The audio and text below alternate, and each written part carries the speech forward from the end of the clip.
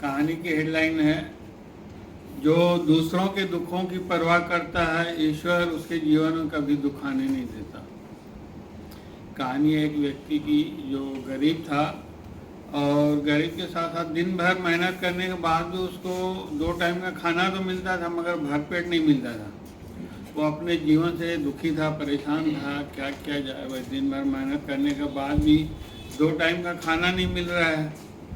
तो किसी ने बताया कि एक संत आए हुए हैं, उसके हर समस्या का हल है और वो हर बात आप जो पूछोगे बताएगा।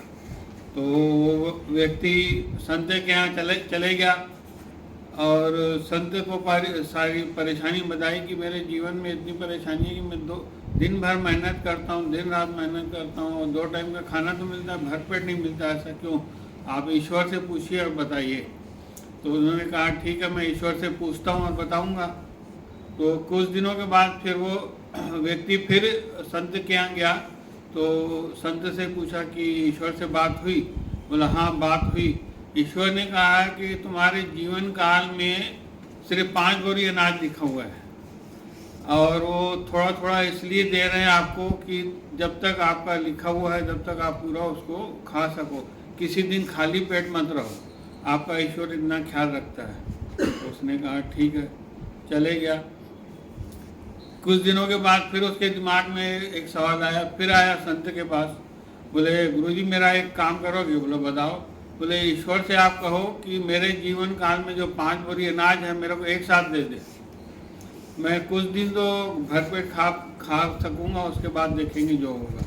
बोला सच में तुम ऐसा चाहते हो? बोला हाँ मैं ऐसे ही चाहता हूँ। तो ठीक है।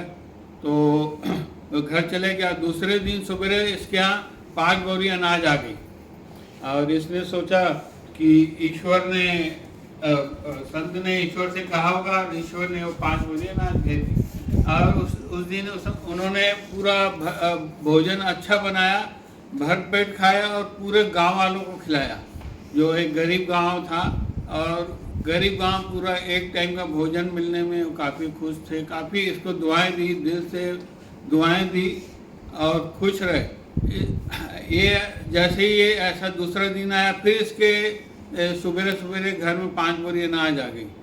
फिर इसने वैसे ही किया, फिर भोजन बनाया, पूरे गांव वालों को खिलाया, फिर गांव वालों के दिल जीत लिया।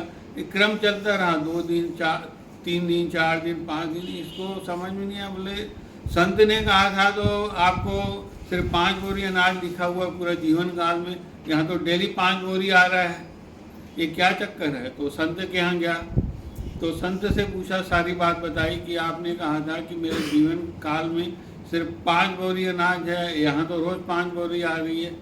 बोले ये इसलिए संभव हुआ कि आपने जो अपने हक का था, जो आपका था, अपनी परवाह न करते हुए दूसरों में बांट दिया। और जो दूसरों में बांटता है, आपको मालूम था कि आपके जीवन काल में पूरे 5 बोरी अनाज है, उसकी परवाह न करते हुए तुमने दूसरों की सोचा और दूसरों को भोजन करवाया। जो दूसरों को सोचता है ना, उसको ईश्वर इतना देता है कि तो समझ से परे रहता है। इसलिए आप दूसरों को मदद करते रहिए, देते रहिए।